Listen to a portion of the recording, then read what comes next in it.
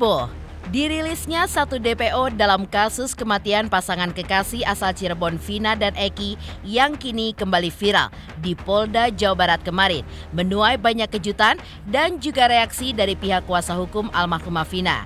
Hal itu pun tidak hanya soal digelarnya rilis yang dikeluhkan pihak kuasa hukum almarhumah Vina karena merasa tidak diberitahu, tapi juga pernyataan pihak Polda Jabar terkait pelaku yang bukan 11 orang melainkan hanya 9. Selain itu, Polda Jabar bahkan meralat jumlah DPO yang awalnya disebutkan ada 3, tapi berdasarkan penyelidikan 2 DPO lainnya dinyatakan tidak ada. Lantas, seperti apa reaksi kuasa hukum almarhumah Vina atas semua itu? Lalu apa alasan pihak kuasa hukum almarhumah Vina ketika meminta pihak Kejaksaan Negeri Cirebon untuk memberikan klarifikasi terkait tidak adanya 2 DPO yang lain? Benarkah pihak kuasa hukum almarhumah Vina meminta diadakan pengadilan ulang kasus kematian Vina dan Eki 8 tahun lalu? Dan seperti apa pula pakar ekspresi ketika menelisik makna pernyataan Peggy alias Peron saat dirilis yang menyebutkan bahwa ia bukan pelaku, bahkan otak pembunuhan terhadap Eki dan Vina yang bahkan menyatakan rela mati.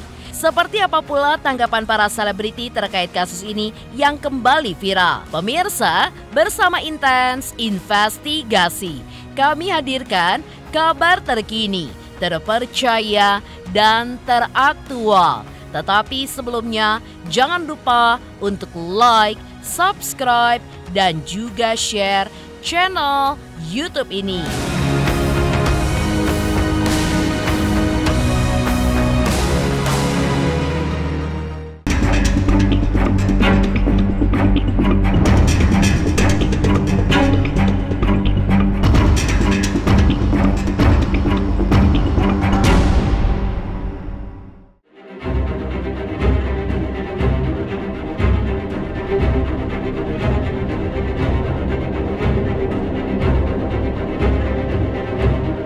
Setelah rilis seorang DPO yang berhasil ditangkap pihak Polda Jawa Barat kemarin atas nama Peggy Setiawan alias Peron alias Robi, mengundang banyak kejutan. Ya, hal itu tidak hanya terkait pernyataan pihak Polda Jabar soal jumlah tersangka yang hanya 9 orang, tapi juga jumlah DPO yang disebutkan pihak Polda Jabar hanya 1, sedangkan 2 lainnya tidak ada. Rilisnya Peggy alias Peron kemarin rupanya juga mendapatkan sorotan dari kuasa hukum almarhumah Vina lantaran tidak memberitahukan hal tersebut kepadanya.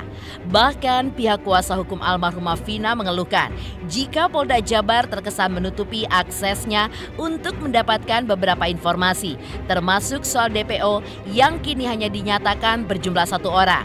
Namun, pihak kuasa hukum almarhumah Vina juga mengaku bahagia karena pihak kepolisian khususnya Polda Jabar telah memastikan bahwa Peggy alias Peron adalah DPO kasus almarhumah Vina yang dicari selama ini.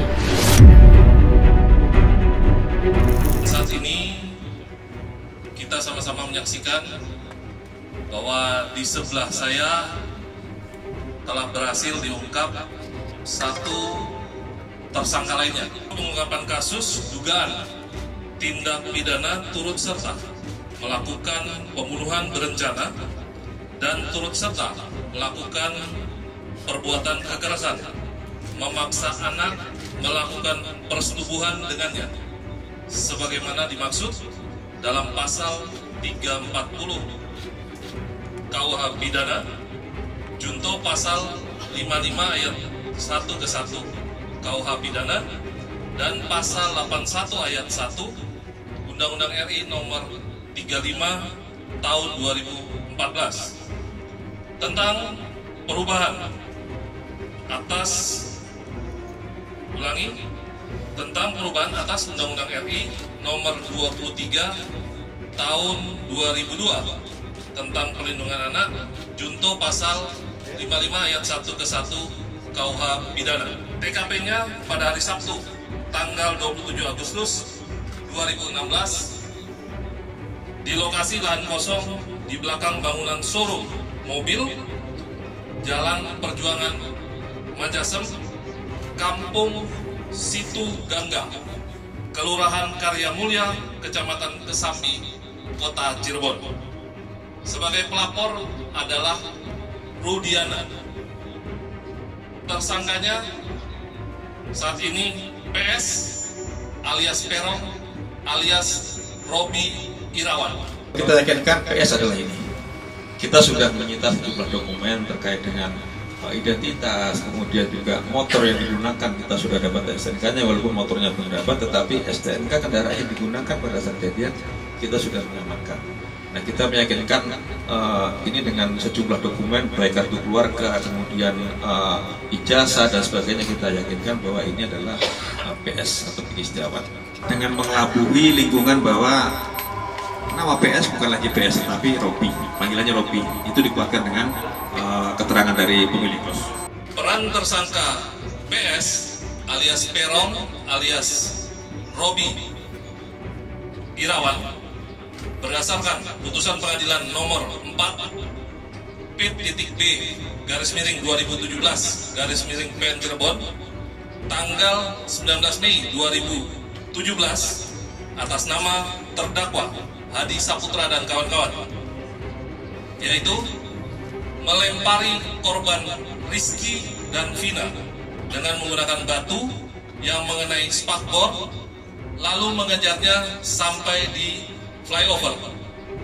Kemudian memukul korban Rizky dan Vina dengan tangan kosong ke arah tubuh, lalu membonceng korban Rizky menuju lahan kosong di belakang bangunan showroom mobil seberang SMP Negeri 11 Cirebon bersama dengan Rivaldi.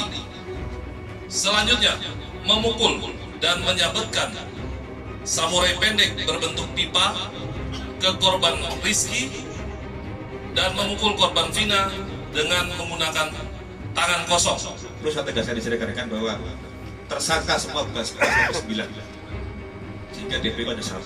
Untuk itulah kami selama ini meyakinkan bahwa 5 keterangan berbeda dari tersangka itu ada yang menerangkan 3, ada lagi yang menerangkan 3 dengan nama berbeda, ada yang menerangkan 5, ada yang menerangkan 1. Setelah kami lakukan penyidikan lebih mendalam, ternyata 2 nama yang disebutkan selama ini itu hanya asal sebut. Rilis hari ini tidak diberitahu oleh Polda Jabar, tidak ada informasi apapun perihal rilis yang akan dilakukan hari ini. Padahal kami ini adalah kuasa hukum dari almarhum keluarga Vina. Bahwa hari ini menetapkan Peggy alias Peron, Peggy Irawan ya, Peggy Setiawan apa ya? Peggy Setiawan alias Peron, alias Robi Irawan itu sudah ditetapkan sebagai tersangka atau DPO yang selama ini dicari oleh kepolisian. Hal yang membahagiakannya adalah Polri sudah bisa memastikan bahwa pelaku yang ditangkap adalah salah satu DPO. Tentunya kami sebagai korban merasa senang.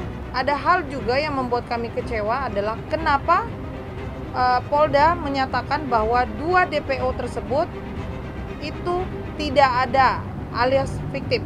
Jelas kecewa. Jelas kecewa. Tadi mereka sempat telepon saya. Dia kaget terhadap statement dari Polda. Loh Bu, kok cuma 1? Tapi saya coba menenangkan bahwa sabar. Saya yakin ini kepolisian hanya meminta waktu mungkin ya. Kami menanyakan tapi kami tidak diberikan akses. Nah, itu yang menjadi lagi tanda tanya lagi kepada kita, ada apa?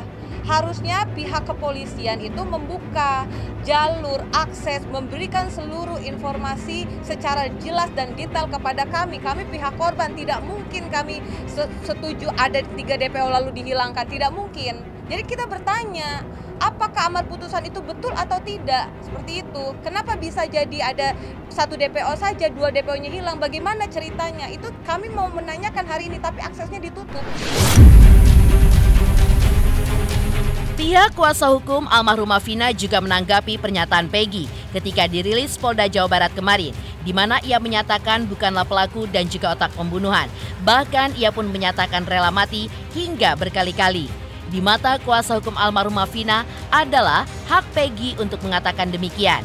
Dan untuk membuktikan perkataannya, ia pun juga punya hak untuk membela diri di muka pengadilan bersama kuasa hukumnya nanti. Di pihak lain, Polda Jabar pun sudah mengungkap alasan Peggy selama ini sulit diburu polisi.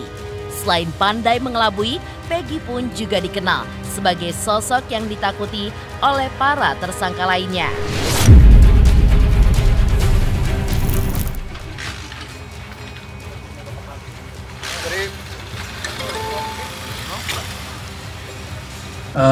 Sidang pengadilan ya tentu harus didampingi oleh tersangka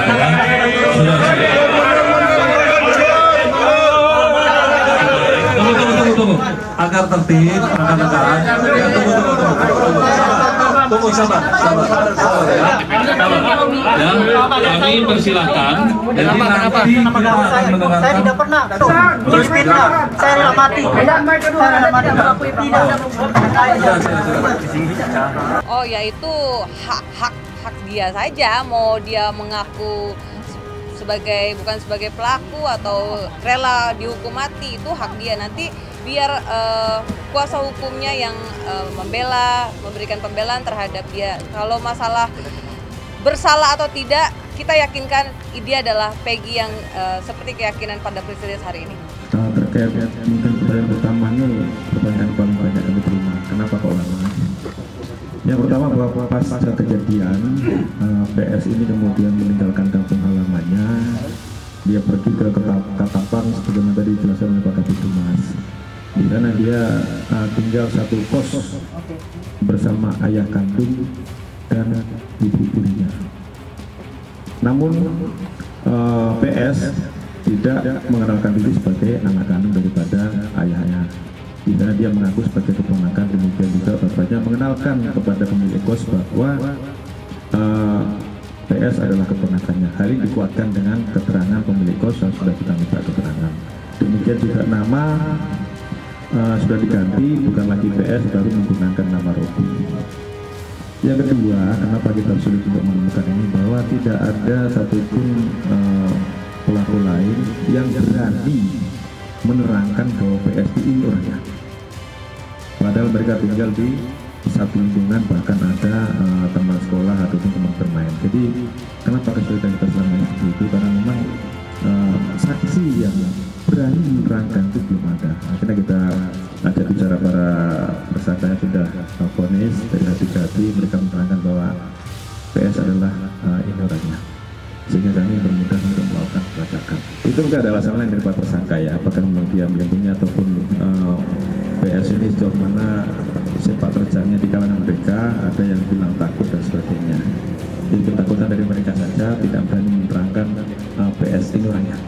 Sehingga itu mempersulit kita untuk melakukan pelacakan. Dan menurut keterangan dari kepala lingkungan berarti di tempat tinggal di mana PS berada juga, manakala PS ini pulang ke rumah juga sering menggunakan masker sehingga berusaha mengelabui lingkungan.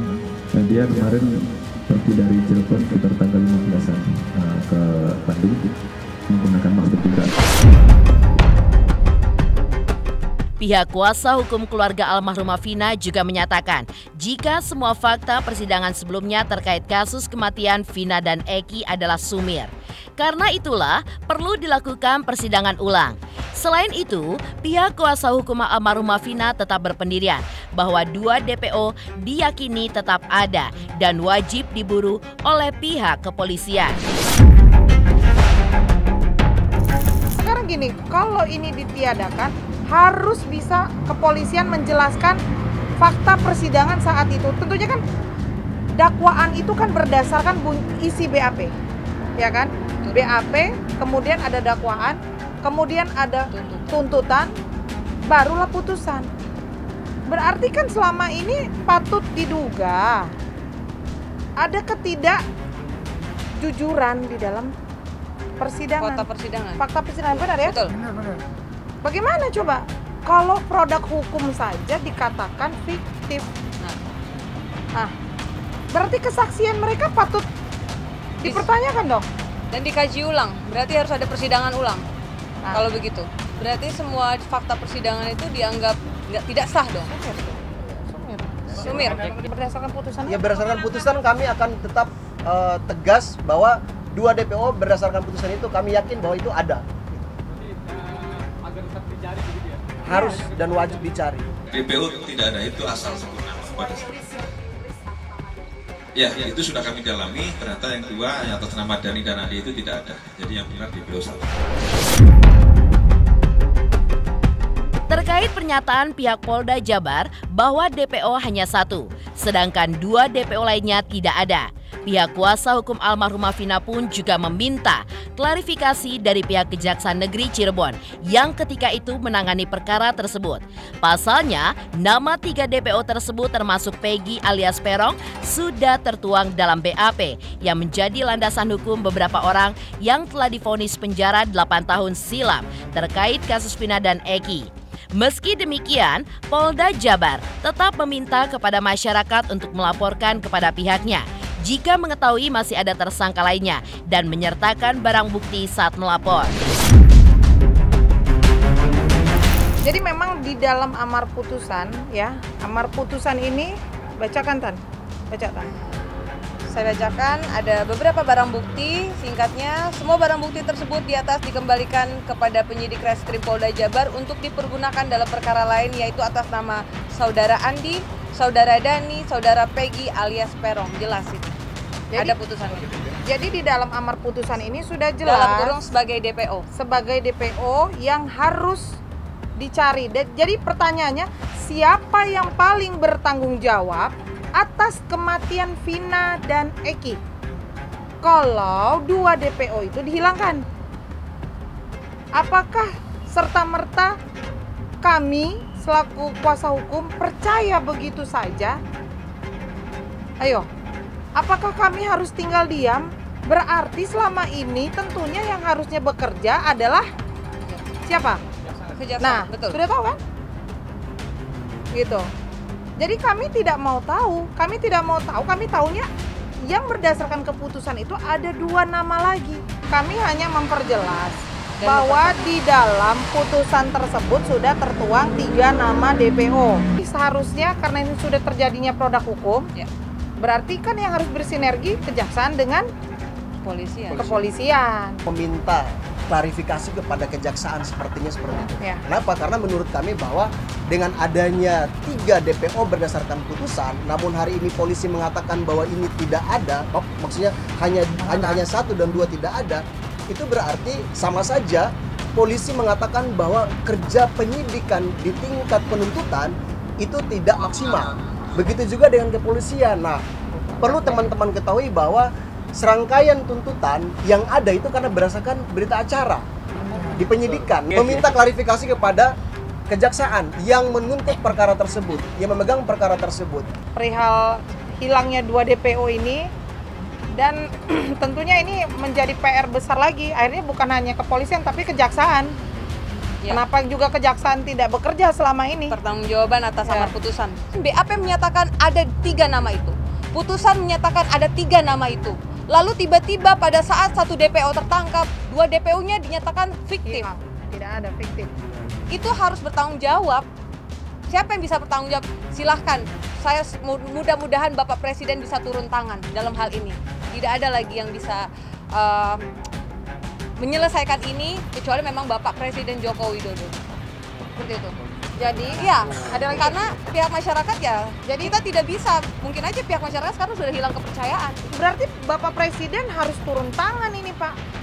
Mungkin masih banyak pina-pina yang lain, eki-eki yang lain yang tidak terungkap juga. Ya.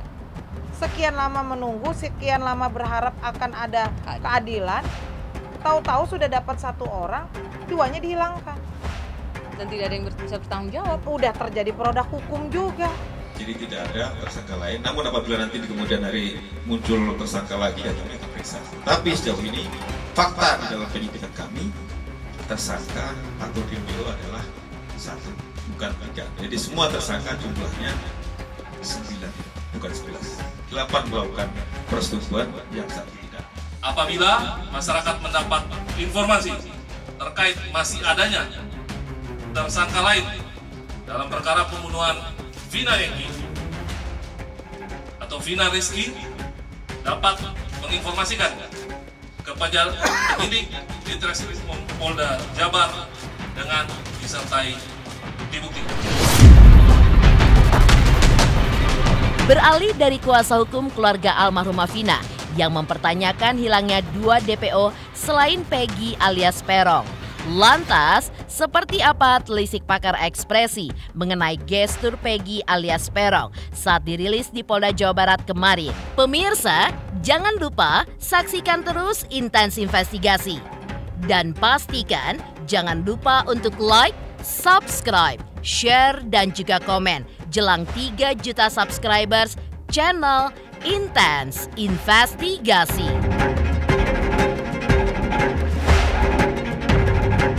Halo, aku Natasha Wilona. Ayo subscribe Intens Investigasi jelang 3 juta subscriber.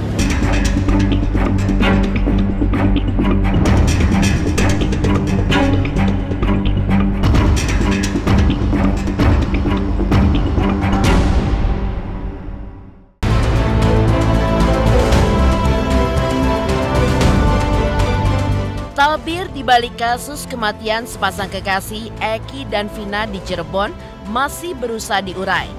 Dan kemarin, pihak Polda Jawa Barat pun merilis Peggy alias Peron yang diduga sebagai pelaku utama dan telah ditetapkan sebagai tersangka.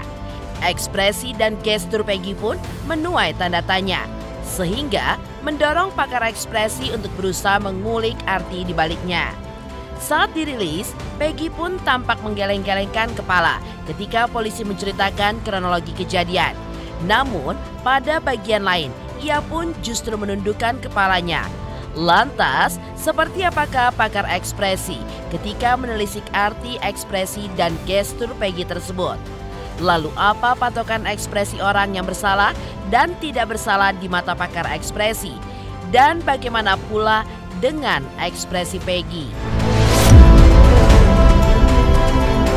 Buat saya kalau misalnya kita bicara orang yang salah sama orang nggak salah, ada beberapa ekspresi yang biasanya keluar. Satu, ekspresi takut. Kalau orang yang salah, begitu dia kemudian ditangkap, diambil, dan kemudian dia nggak siap tapi ketangkap, itu biasanya ekspresi awal dan ekspresi yang cukup besar keluar itu ada ekspresi takut. Ya.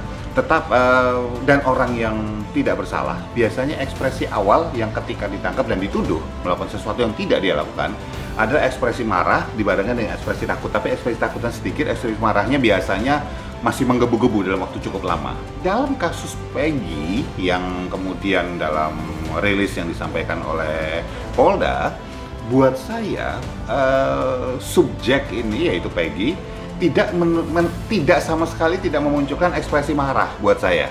Tidak ada tarikan ekspresi marah di wajahnya, tidak ada ekspresi takut. Memang bahwa ada ketika disampaikan rilis yang disampaikan di latar belakang ada geleng-geleng kepala ketika dibacakan beberapa kronologis gitu ya. Sekali lagi kita nggak bisa katakan bahwa geleng-geleng kepala ini benar atau salah. Faktanya adalah bahwa dia geleng-geleng kepala, itu fakta. Nggak boleh dibilang bahwa geleng-geleng artinya dia nggak salah, nggak bisa. Dan kita perhatikan yang menariknya adalah setelah geleng-geleng, kalau kita perhatikan terus ini panjang nih ya rilisnya. Bagian-bagian berikutnya adalah dia nunduk. Pertanyaannya sederhana. Biasanya menunduk itu adalah menghindari paparan visual atau menunjukkan remorse, menunjukkan seseorang itu dia menyesal misalnya. Nah, pertanyaan saya, kalau dia nggak salah ngapain nyesel? Ngapain dia perlu menghindari paparan visual? Yang tepat ekspresinya adalah ketika dia geleng-geleng terus dan dia menampilkan ekspresi marah, bukan cuma geleng-geleng tanpa ekspresi, tanpa emosi. Itu satu. Itu baru data-data yang tabel rilis tadi ya. Belum kemudian data-data yang sebetulnya juga disampaikan oleh pihak kepolisian. Bahwa kemudian bapaknya dari Peggy yang ketika ngekos di Bandung kemudian ngakunya dia adalah ponakannya dan merubah namanya. Loh, pertanyaan saya, kalau nggak ada apa-apa, toh si pemilik kos kan nggak kenal juga. Ya jujur aja ngomong. Itu kan menimbulkan tanda tanya besar buat teman-teman kepolisian. Tak hanya itu, poin lain dari Peggy alias Peron terkait pernyataannya saat rilis kemarin bahwa ia rela mati bagi pakar sebuah kejanggalan karena pernyataan Peggy tidak to the point. Selain itu, terlihat pula ekspresi rasa bersalahnya ketika ada saat dirinya menunduk. Dan ketika Peggy berteriak bahwa ia tidak bersalah, benarkah pernyataannya tersebut menunjukkan jika memang ia diduga tidak bersalah atau hanya berusaha untuk menutupi rasa bersalahnya? Kedua, ketika dia mengatakan bahwa dia tidak melakukan rela mati untuk apa? Konteksnya itu nggak nyambung buat saya. Saya tidak melakukan, saya rela mati, saya tidak melakukan, saya tidak melakukan, saya rela sumpah demi Tuhan kalau misalnya perlu saya mati sekarang juga. Nah itu gitu loh, lengkap. Dan ketika dia bicara, tidak ada sebuah ekspresi marah yang eksplisit keluar yang dia tampilkan. Ini kita baru bicara tampilan ya saat itu. Dan tolong digarisbawahi bahwa orang kalau wah mas itu cukup lantang ngomongnya. Sekarang gini aja deh, ada orang pakai motor gitu ngelawan arah atau naik trotoar, terus ada komunitas yang ngehadang tuh, suruh putar balik segala macam. Bisa galakan yang naik trotoar atau ngelawan arah loh. Salah nggak kira-kira? Salah. Mengatakan sesuatu dengan lantang, menyatakan dengan menggebu-gebu, tidak menjadikan orang itu jadi tidak salah loh. Tadi kan dibilang bahwa kalau misalnya dia pelaku maka ekspresi takut. Iya, takut kalau misalnya habis bunuh kemarin ditangkapnya sekarang atau lusa gitu. Tetapi kalau ini sudah berjalan 8 tahun, dia sudah mengubur rasa takutnya segala macam, bisa jadi perasaan 6 itu kayak kebas. Karena dia udah nutup rasa bersalah segala macam, itu juga bisa. Nggak ada yang aneh dari hal itu gitu. Sekali lagi saya garis bawahi bahwa orang yang salah yang kita temui sehari-hari, entah kemudian dalam kecelakaan lalu lintas yang nabrak segala macam, galakan yang nabrak, gerakan yang langgar lalu lintas, gerakan yang lawan arah, galakan yang naik trotoar kan, itu aja sudah membuktikan bahwa orang teriak-teriak atau galak itu lugas itu tidak menjamin bahwa dia kemudian jadi tidak bersalah. Menepi dari telisik pakar ekspresi ketika melihat gestur Peggy alias Peron saat dirilis pihak Polda Jawa Barat kemarin. Lantas, seperti apakah tanggapan selebriti terkait kasus meninggalnya pasangan kekasih Vina dan Eki di Cirebon yang kini kembali viral dan ditangkapnya diduga pelaku yang telah menjadi DPO? Pemirsa, jangan lupa saksikan terus Intens Investigasi. Dan pastikan jangan lupa untuk like, subscribe, share, dan juga komen jelang 3 juta subscribers channel Intens Investigasi.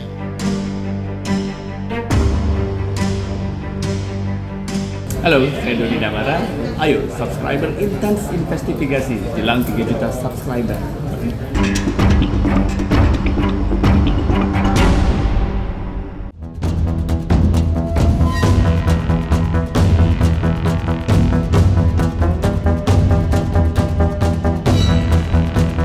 Tabir yang masih menyelimuti kasus meninggalnya sepasang kekasih Vina dan Eki di Cirebon membuat para selebriti seperti Randy Kiarnet dan Lady Layoan hingga Lucky Hakim pun ikut angkat bicara menanggapinya. Ya, mereka pun mempertanyakan adanya dugaan kejanggalan dalam kasus yang terjadi 8 tahun silam tersebut dan kini kembali viral setelah kisah tragisnya difilmkan. Para selebriti pun berharap jika para pelaku yang benar-benar terlibatlah yang dihukum seadil-adilnya. Terkait kesimpangsiuran siapa pelaku sesungguhnya dan benarkah Peggy alias Peron adalah diduga pelaku utama, para selebriti meminta lembaga DPR RI hingga Menko Polhukam untuk turun tangan membereskan kasus ini guna memulihkan rasa kepercayaan masyarakat terhadap lembaga penegak hukum dan keadilan di negeri ini.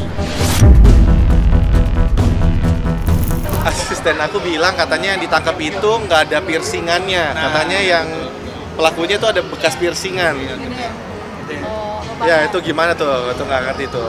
Sejujurnya kurang ngikutin sih, cuman aku percaya deh kalau misalnya hal-hal yang kayak gini, apalagi kan sebenarnya kalau nggak salah kejadiannya udah berapa tahun yang lalu kan. Berapa nah tahun begitu.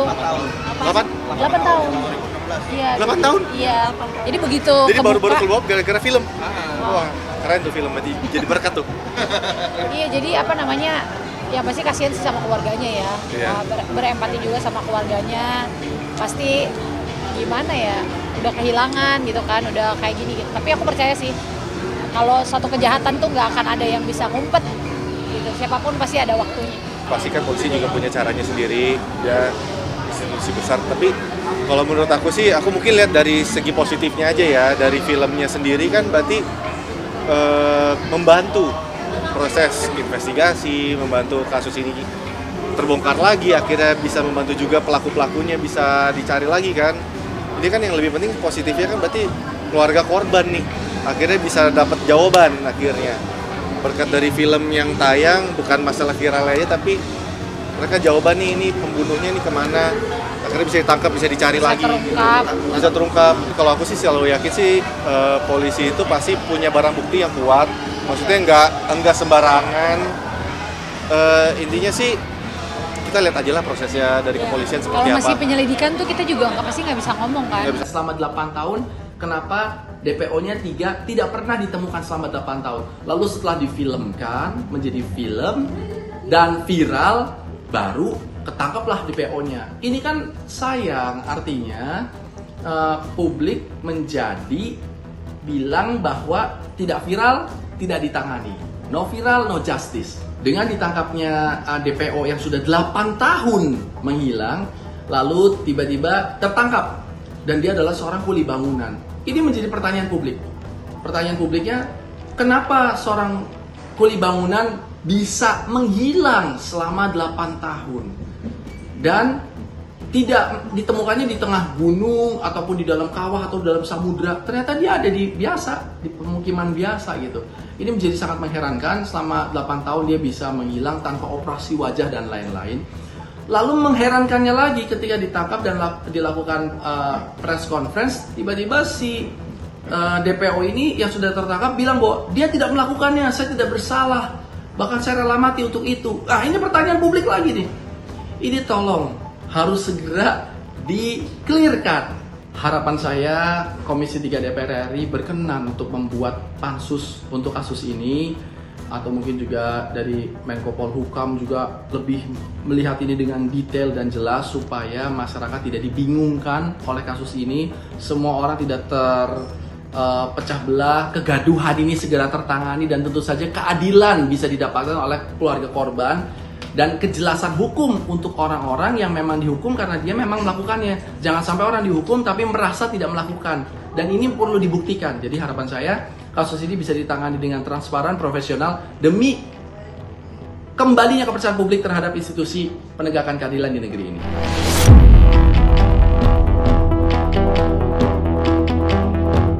Pemirsa, jangan lupa saksikan terus Intens Investigasi. Dan pastikan jangan lupa untuk like, subscribe, share, dan juga komen jelang 3 juta subscribers channel Intens Investigasi.